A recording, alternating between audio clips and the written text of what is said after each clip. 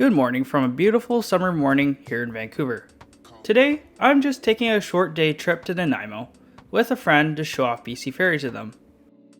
Seeing as taking the ferries here in BC is somewhat of a necessary evil, especially on the weekend that we traveled, I'm going to show you the nice, simple, and pleasures of taking BC Ferries. That being said, I will acknowledge that during the time of filming this, and since the end of the pandemic, BC Ferries has been having a lot of staffing issues. Not to mention the shopping list of underlying issues. But I digress. I still enjoy taking the ferry.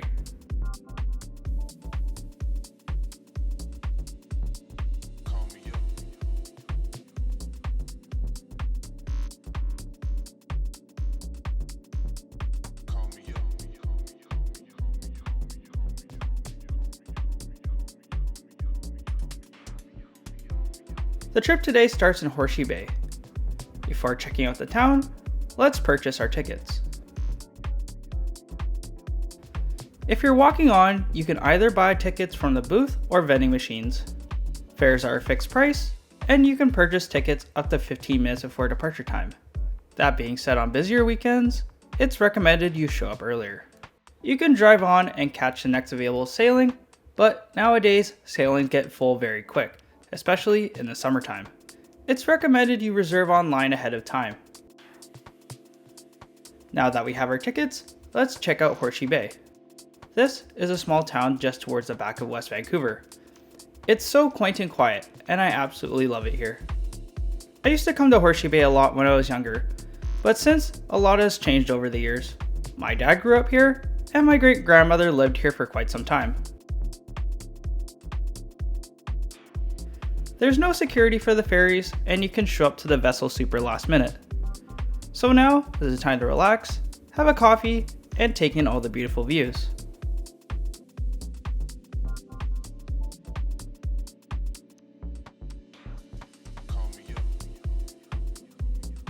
About 20 minutes later, our ship has arrived from Nanaimo. The first vessel is the Queen of Cowichan, and has been in the BC Ferries fleet since 1976. And was retrofitted in the early 2000s.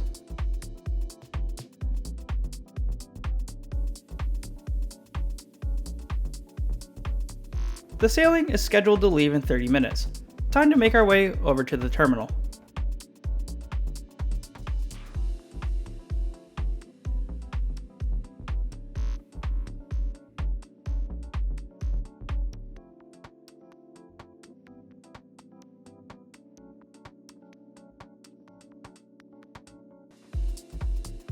The sailing to Departure Bay in Nanaimo takes 1 hour and 40 minutes each way.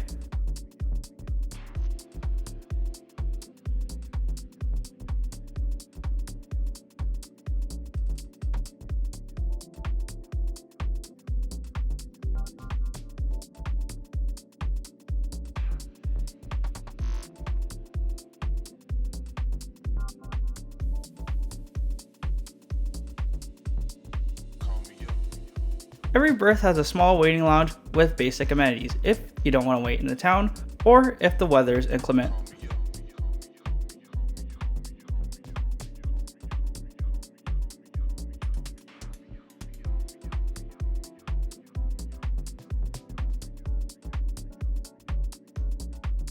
This is the Queen of Cowichan. There's a decent amount to this ship, so let's go over all of the amenities.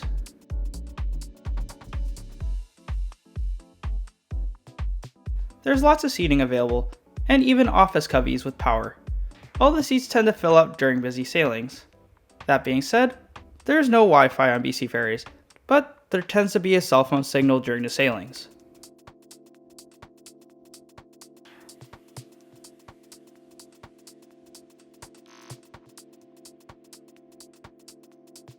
In one end of the vessel, there's a small cafe and a gift shop. Inside there's lots of offerings from snacks and candy, to clothing, and everything else in between.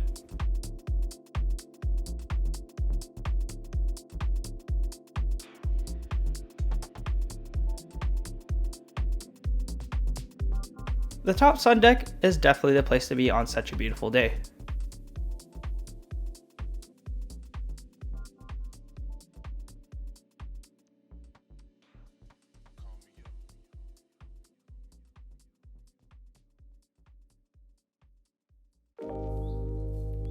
We leave shortly after departure time and make our way towards Nanaimo.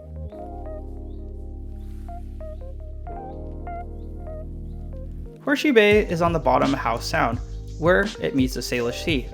Howe Sound is so immaculate with tons of amazing views from the mountains above.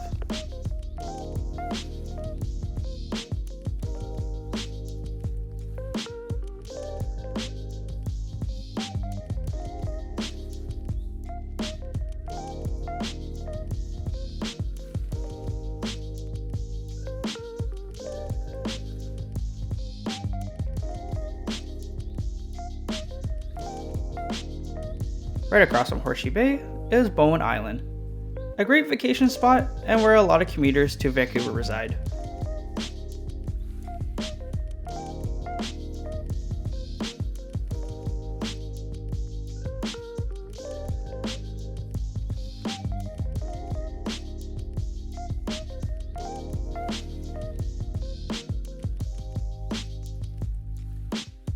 So on this route, commercial vehicles are somewhat restricted to accommodate more standard vehicles. Unlike the other mainland to South Vancouver Island routes, these ferries have 2.5 car decks, with the lower level having a half deck for more space. If you plan on riding your bike to and from the terminals, this is where your bike would go during the sailing. The seating available has plenty of space both in the width and pitch, but the seat doesn't recline. The longest sailing from the mainland to the South Island is only 2 hours and 30 minutes from Duke Point in Nanaimo to Tsawwassen, so you can live without the recline. The cafeteria on board has so many hot and cold options. You will not be going hungry. The lunch and dinner menu has white spot burgers and other menu items which are all great too.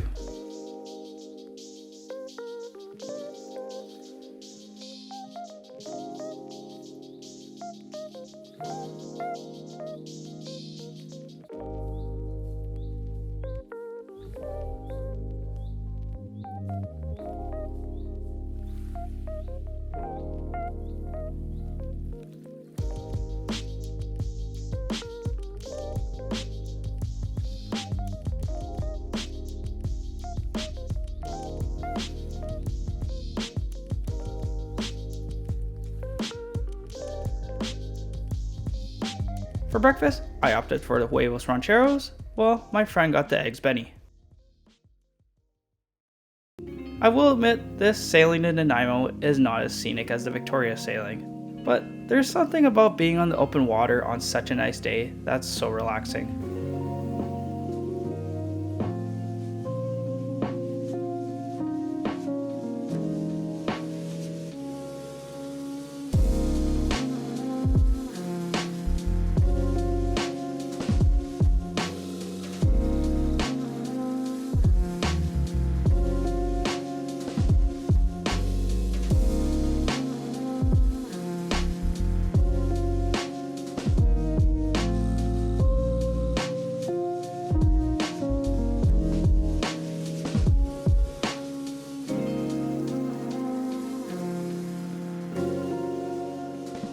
Soon enough, we made our arrival into Nanaimo.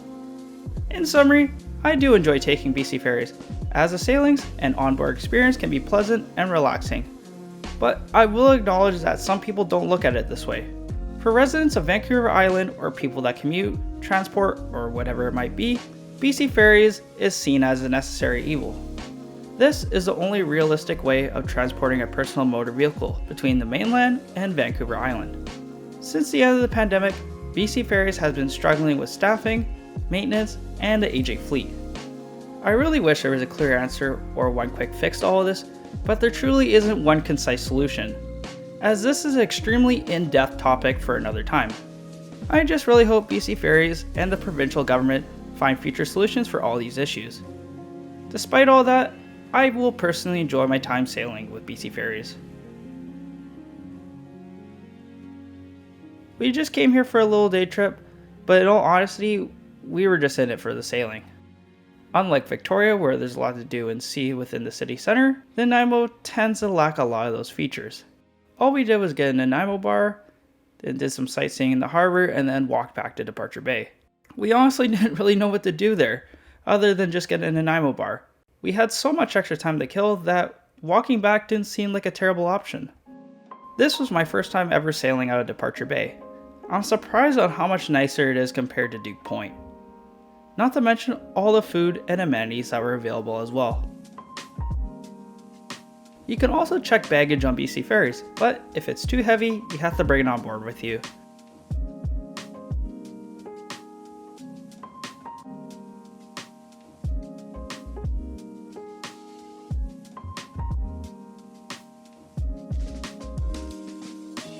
The vessel bringing us back home is the Queen of Oak Bay, originally constructed in 1981 and upgraded in 2005. If you remember from quite some time ago, this is the same ship that lost all its engine power and crashed right into Horseshoe Bay. Oh my god! Oh jeez, oh my god!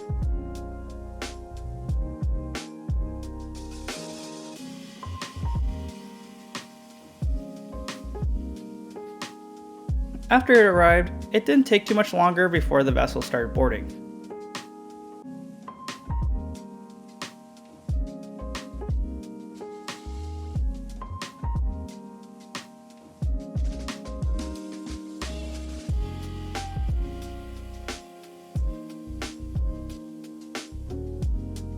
This vessel's interior is almost identical to the Queen of Cowichan, so I'm actually just going to wrap the video up here. I really hope you found this video helpful and liked it. If you'd like, consider leaving a like and subscribing, that would be much appreciated. Thanks again for watching, and I'll see you in the next video.